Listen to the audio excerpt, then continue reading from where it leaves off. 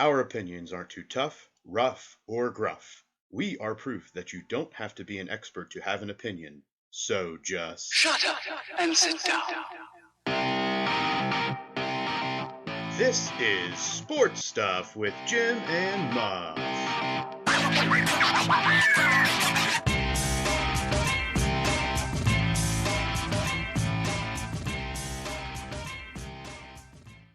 This is Sports Stuff. Batting stuff. Ka-chow. Ka-chow. This is Sports Stuff with Jim and Muff. Betting, the number one sports betting podcast coming out of the Sports Stuff with Jim and Muff Enterprise. I am your host, Muff, the original degenerate, joined by the real medical degenerate, Alex. That's me. And the Ohio Homer is now Bengal fanless, maybe? They have a solid place in my heart now. Oh. So I won money. Every bettor's dream right there. You jump on the bandwagon and you get a payout. Yeah. So next year are Bengals team number 3? Yeah, they're a solid team number 3. That's fair. That's good. This is the last betting episode for a bit. So today we're going to recap our best bets from the Super Bowl. We're going to the Super Bowl, go over our win-loss records for the year now that football season sadness has passed. And Jim's got some special treats. I gotta let the people go home with a little bit of, a cliffhanger. It's fair. We got about a month before we'll get back into the betting, right? Is that time period, right, Alex? When does the tournament start? I think right then. About a month, couple weeks. Ask the intern. Hey, this is Max speaking. All I know is about the weather, so don't ask me about when the tournament starts. We gotta ask Bernard. Ask Bernard. I don't think Bernard's gonna have this one. He might. You never know. I gotta pull him out of the closet. Is he? Never mind.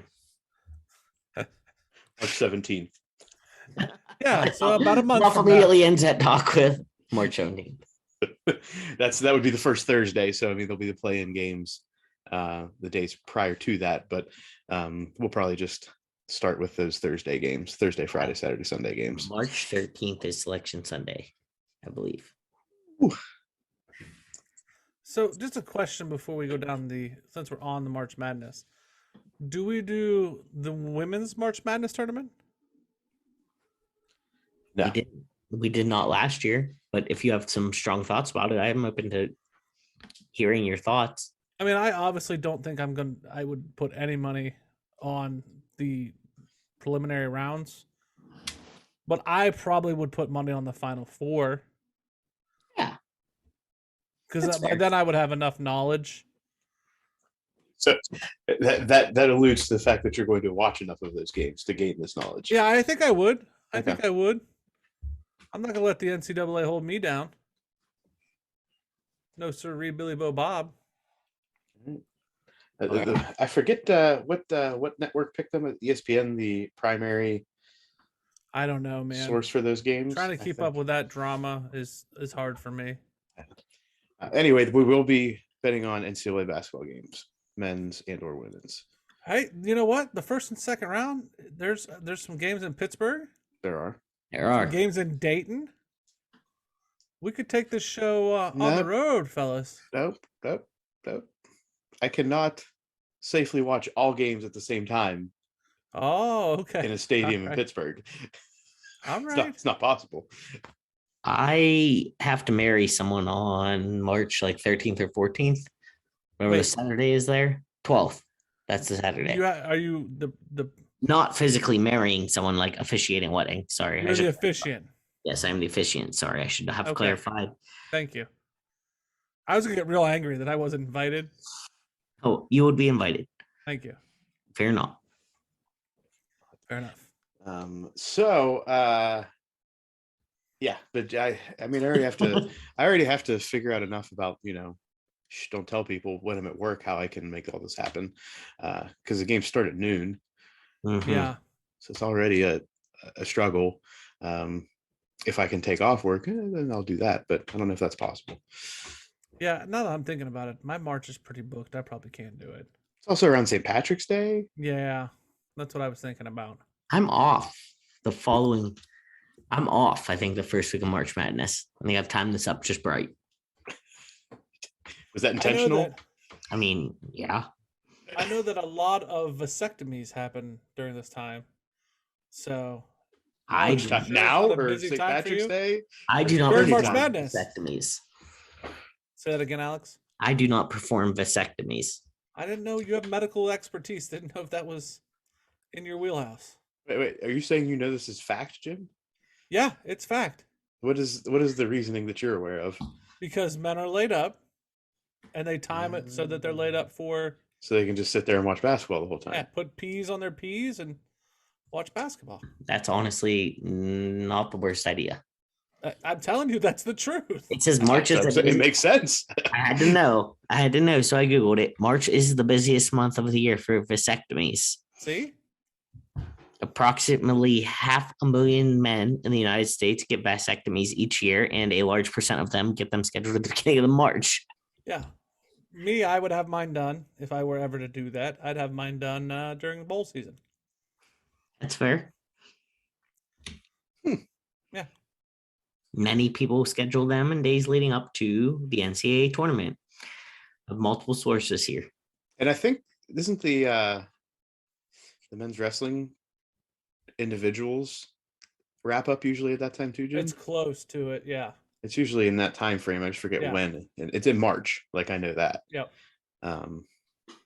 March is a good month for the sports things. The snip. For sports, yeah. The sports Vasectomies. things. I mean, that's a choice. Perspective. It's good, but it's bad. It's a choice, and Yeah. if you can be entertained while you're recovering from that choice, then good for Why you. not? Yeah. There we go. Well, we steered this really off the tracks. So going back to our best bets for the Super Bowl. Mm-hmm. I'll start out, and then we'll let Alex go, and then we'll let Jim go because Jim had the largest bet selection here. I did. There. I went 1-2. Rams -3.5 was sort of unfortunate. For you. I was going to say, depending on what side of the line you're on. When I'm thinking about the fact that I locked that in very early. I mean, there are a lot can be said as how the game ended. If the fact that the Rams even won is something to be discussed, but Rams -3.5 was a loss. I'm going to blame it on the holder, so I'm going to blame it on a kicker, with the punter in that case. I got a win in the under 48.5, which I felt pretty strongly about that. And yeah, I should have followed you there. So I felt good about that. And then I put a prop bet on Cooper Kupp over 104.5 yards. What did he end up getting? Like 89 or 90. 92. Wow. So not far off, and he was the MVP, but it didn't equate to large chunks of yards. No. But that was a loss. So I was 1-2, and then we'll get to my overall record later. Alex, for some reason in my mind, I thought you had more than this. Nope, I was 2-0. I made comments on a lot of the bets, but the only best bets I took were two. I took the Bengals +4, which hit, and I took the Hendrickson, Miller, Donald with 1 sack each, which was a win. So I was 2-0. Feeling good about it. I'm very proud of you.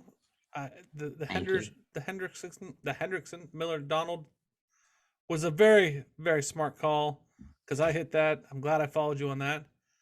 Jamar Chase over on the receiving, and the Bengals money line prop bet. I lost that.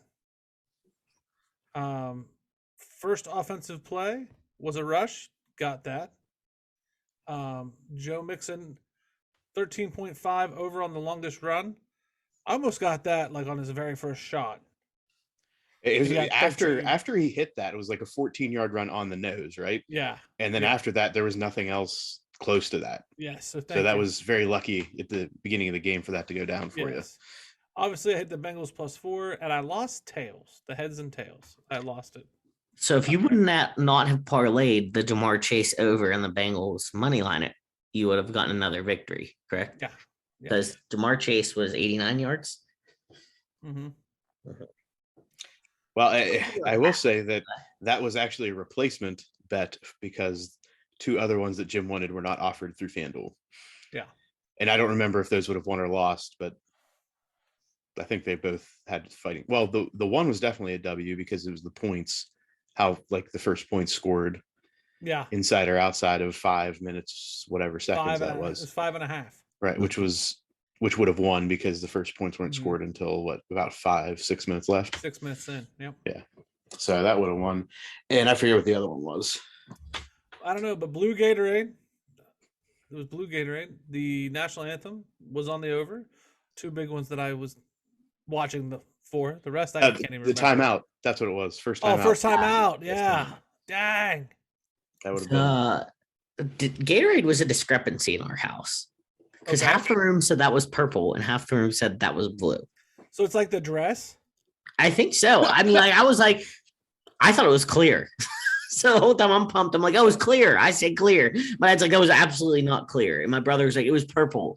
My dad was like, that was blue. That was blue. And half the room was like, yeah, it was purple. And half the room was like, it was blue. But I'm glad to hear that you said blue unprompted. I didn't want to skew you. No, I want to definitely blue. Genuinely thought blue. Yeah. All right. Yeah. I'll take it off. One thing we didn't look you backwards. wouldn't answer my phone call because you were too busy listening to interviews. Did you I wanted to listen to the interviews. Yeah, you guys. Did I see what? The Gatorade. What color? It looked blue. Okay. If that was the question you're asking, it looked blue. Okay. I wanted to look real quick if we're looking at the prop stuff here. The halftime. Oh, there was some craziness. The first song to be played was The Next Episode. Yeah.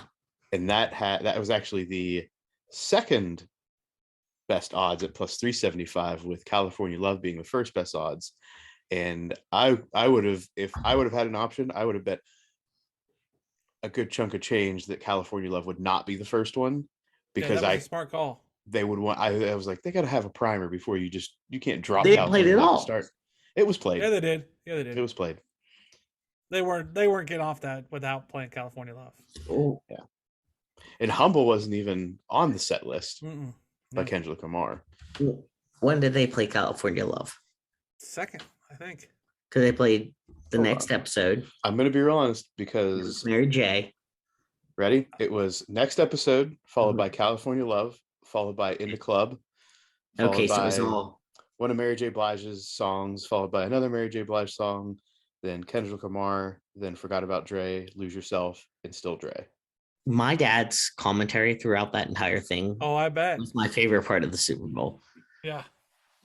The whole room, literally my uncle. So this is just like put in perspectives, like decades. My uncle, who's my dad's brother, is a little over 9 years younger than him. He was so excited that he had to go downstairs away from the family because he was afraid that their other brother was going to talk too much during the Super Bowl halftime show. And my dad just sat there the whole time saying, I can't understand what they say, but those dancers seem pretty good. Oh, that's nice. So there was like from top to bottom, there was the uncle who was young enough that he secluded himself in the basement to watch on his own because he was so excited, to the oldest brother who just talked through it as though nothing was happening, to my dad who tried to watch and appreciated the art of it, but didn't really understand what was happening. Yeah. Yeah. And I think that pretty much summed up the possible generations of how you like the halftime show. Well, my 2-year-old ran to the bedroom to grab her microphone. Go and her. Just started bouncing like crazy. I love it. She was Dre. Well, yeah, I guess. She didn't have any boards to run, but she was Dre. I love it. It was a good time. So Muff, where did we finish up here, buddy? So our final records for the year. None of us were in a terrible spot, which I feel like is positive. Well, let's be brutally honest here. We were all below 500, which isn't good. But it could have been a whole lot worse. Exactly. So in third place is Jim with still the most wins and the most losses. I'm okay It's with it. 70 and 77 with a 476 winning percentage. And Alex and I actually ended up tied That's weird to me. at a 62 and 65 record at a 488 winning percentage. And I can say that you guys didn't really tail each other. No, I know. That's what I mean. That's why it's weird because the sample size was so large for us to end at the exact same record. Yeah. And there were some pushes in there, but we have just not included those overall. Yeah, I guess Right. technically you had to break it down. What, you had 2 pushes and I had 1 push. So I guess if we broke it down, you would probably take the first place by a push.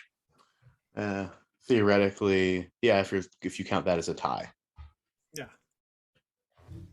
I'm proud of us. I'm proud of us. We done good. We didn't. I would say we didn't do poor. We didn't do bad. Like I say, we did good. We just didn't do bad. And So, Jim, you like- had the most wins out of all of us. Well, I mean, I threw shotgun blast. I was just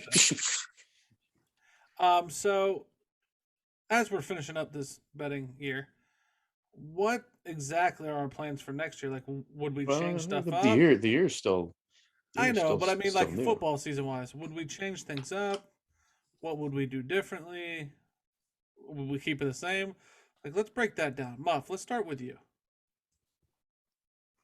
I mean, I'm pretty good with how I did things. Obviously, I'll probably be incorporating a little bit more statistics going into Okay. next year to bring to the people for understanding. But we've also got this is the thing, the discussion, if you look at the college football betting, is a lot of what I see successful bettors will say, pick a conference and dig deep into that conference and feel confident in what you're doing within that conference, as opposed to trying to pick a whole bunch of games across the slate.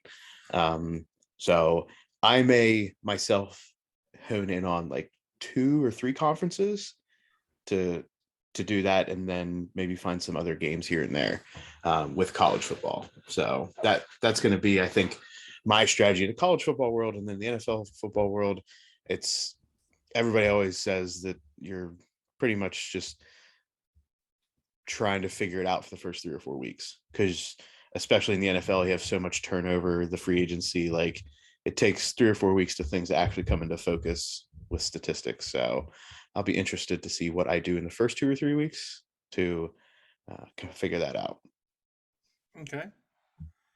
Alex? honestly, the fact that I tied with Muff kind of pumps me up a little to stay with my my theory. I might work a little more on the statistics side, but also keep the a little bit of heart. I think I'm going to be like 50% stats, 50% heart instead of like 80% heart, 20% stats. Okay, Jim, what are you going to do? I think in my end, I will probably reduce the number of bets as the year progresses. Okay. I'm going to time it out differently. I think I might pick 2 conferences when it comes to the college bets, and I will probably dive a lot harder on the NFL than I did. I got into it late in the season. I probably will do a little bit more homework. So that's what I would do. So big questions here. Yeah. Is Mike Allstott still going to be the namesake for the pick of the week? Pow, pow, pow. Yeah, I don't think we can change that. Yeah, I think that one's good. Yeah. The real think- question comes down to Yes. how much time do we give ourselves to come up with a new namesake for the risky pick of the week? Stay I tuned. think that's changing for sure. But we got to get through the off season. Mhm. Somebody's gonna I do think something stupid. It'll present itself. Yeah. It will present. Yeah, here's the thing. Does it have to be a head coach, or does it just need to be an NFL personality, or can it be anything? It can be anything. I think Anything. anything football related. It has to be Anything. football related. Okay. Yeah. The first person to like really F up. Yeah. Ah. Just who's the Raiders head coach? Yeah. The first person to do something real dumb. Yeah. I agree. Well, I I hate to be that person, but the NFL offseason typically results in usually you find a player or two who does something really dumb. Well, Like Yeah. Adrian Peterson right now, if we had a gun to my head, he would be. I don't know if that makes him risky. That just makes him dumb. the Alvin Yeah. Kamara.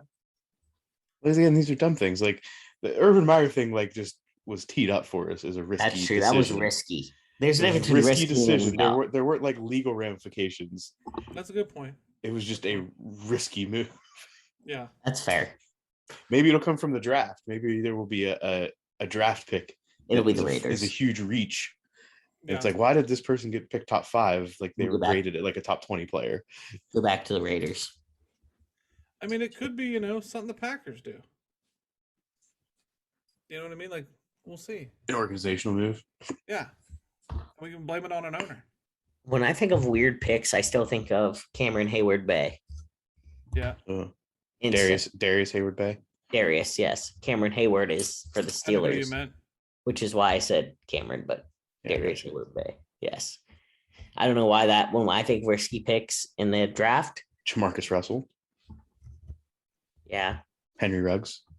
Yikes, Yeah. too Henry soon. Ruggs should have paid off Fair enough. in the grand scheme of things. He should have been good. A lot of things should have happened. There's a lot of coulda, shoulda, wouldas. I feel like our risky pick could be very much an organizational decision, similar to, think of this year. Matthew Stafford, that move was quite a bit of a risk when you think about it. They gave up draft picks, they gave up a quarterback, Yeah. and it was unloading everything to get Matt Stafford in hopes of this is going to be the guy. It panned out for him in the end, but they gave up a lot to make it happen. Paid off. I agree. And there are still people that say the Lions made out in that deal because they unloaded a contract, got draft picks, and Matt Stafford was obviously not going to lead into the promised land because there was more they needed than just a quarterback. Well, speaking of those teams and their contracts and this, that, the other, I know this is a betting show, but just pointing out the Bengals have who they have. And they have it was like the third, it was in the top 10. I cannot remember the number, I won't lie, of cap space left in their salary cap. Yeah, they get like 90 million. Yeah. Well, it was like 47 million just straight up right now. But I don't know how it plays out by the end. But that's where they're at in the deficit. So if they get an offensive line,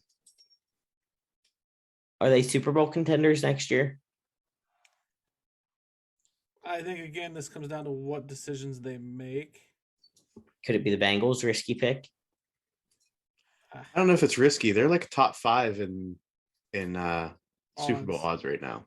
Yeah. It's not really risky if you're a top 5 Super Bowl pick. No, I agree.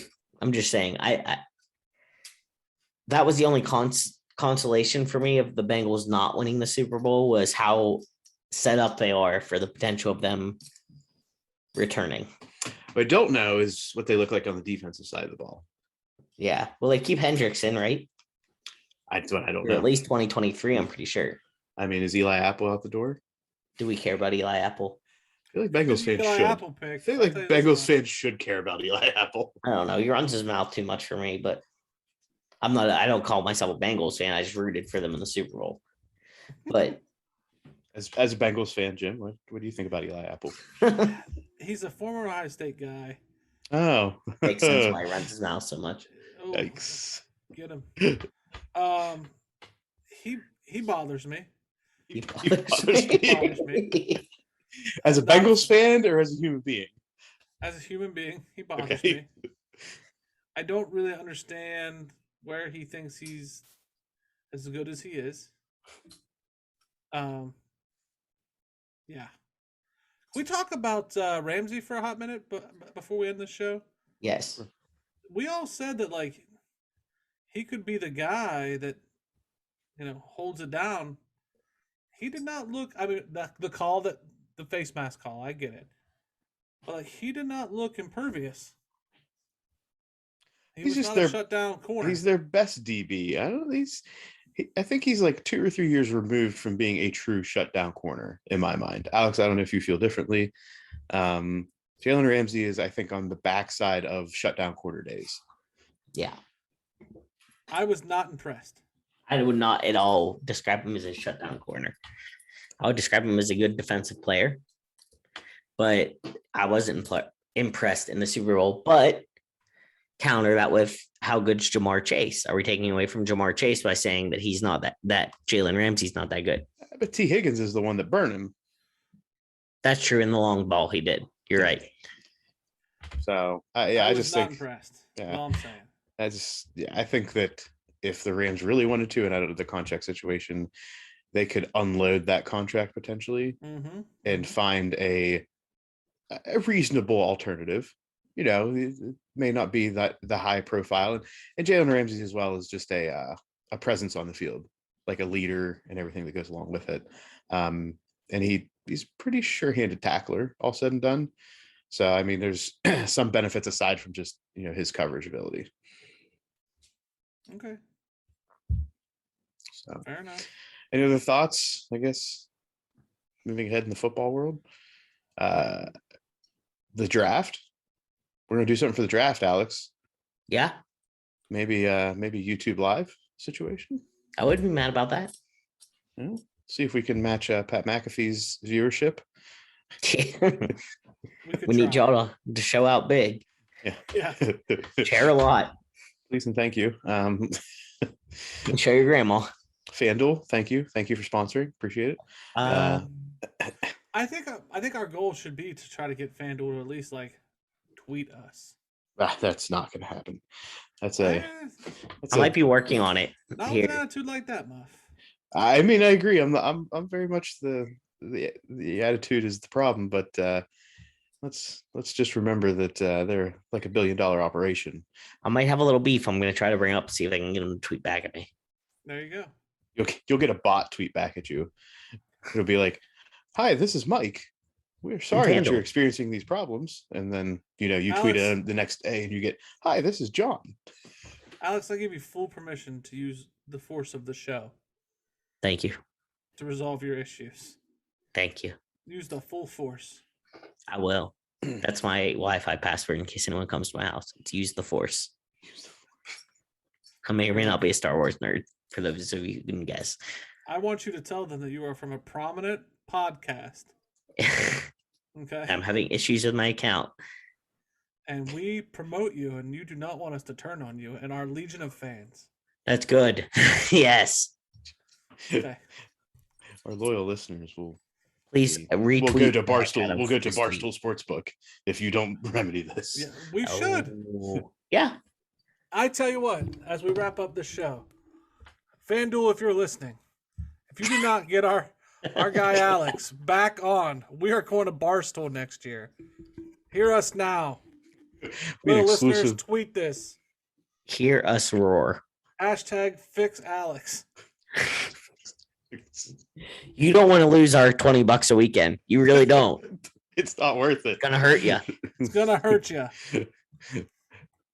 Next year, actually, if people tail us, FanDuel actually makes out on this. So exactly.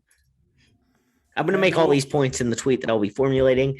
If you're listening to this, Loyal Listener Club, please retweet, gain traction, get me back on FanDuel. Hashtag fix Alex. Is that what? Hashtag fix Alex. All right, Muff, take us home. Wait, Jim, you have some things. Jim's got bets for the future. You future cliffhanger. Well, cliffhanger until March 10th or whatever Tuesday that is. Daytona 500 is coming up this weekend. I am going to place $5 on 4 racers to finish in the top 3. So here are my racers: Denny Hamlin at plus 220 odds, Kyle Larson at plus 280, Chase Elliott at plus 260, and Michael McDowell at 2,100 odds. Also, let's not forget, I have the Las Vegas Golden Knights to win it all in the NHL. Get popped. At was it plus 800? Yeah. Gonna make some money. They're all gonna hit. There's that attitude. There's the attitude we like to see. Any other parting of money. words? Parting words, gents? No, I was trying to see if I could find the standings real quick for the NHL here. So we could do it a lot. Sid Crosby scored his 500th goal tonight. The Golden Knights are leading their division. I know that. All I right. do know that. I keep up with it a little bit. A tad, a skosh, if you will. Are you looking at this, Alex, or are you just? I'm trying to, yeah. What do you The want? Golden I'm already Knights there. they are number one in the Pacific. I think they're like 6th in the league. Number one in the Pacific. 59 points. Pales in comparison to the Penguins, who are leading the Metropolitan at 68 points. Yes, and it pales in comparison to the Avalanche, who are leading the Central with 72 points. Doesn't matter. The Knights would be in 5th place in the Metropolitan Division if they were in there. Doesn't matter. I have hope.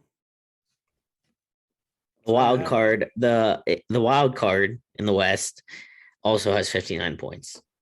You know what, guys? Quit shitting on my bet. I'm not. You're first place in the Pacific. Good job, Jim. All right, now take us home, Muff. For now. As always, follow us on the social medias at Sports Jim Muff on Instagram and Twitter. On Facebook, Sports Stuff W// Jim Ampersand Muff. On Facebook, the same moniker. On the YouTube, listen, rate, subscribe, review, comment, all the things. Catch all of the podcasts that we do, which will now be once a week on Tuesdays, on Spotify, on Apple Podcasts, on Google Podcasts, on other things that I'm sure you can find if you listen to the weird places to find a podcast. I don't know. What else is out there? All kinds of stuff. There's so much stuff. There's so many things. But get on us. Get with us. Start looking at the Twitter, at the Instagram. And when Denny Hamlin, Kyle Larson. Don't we hate Kyle Larson? Yeah, but I'm going for money. No moral stances on the podcast tonight. Denny Hamlin, Kyle Larson, Chase Elliott, Michael McDowell. Find them. Well, they can't all find their way to the top 3. That's impossible, right? Yeah, no. There's 4 there. Can't be in the top 3. Has there ever been like a tie? No. Even tie for 3rd? I don't think so. Okay, I'm just curious. When all of them, or at least 3 of them, finish in the top 3, hopefully Michael McDowell being one of them. When the Vegas Golden Knights find their way into the NHL playoffs, to the Stanley Cup, and maybe to Stanley Cup champions whenever the NHL season ends in July, forever from now. And when we come back in March to talk about college basketball. Alex, what type of night are we going to have? A good night.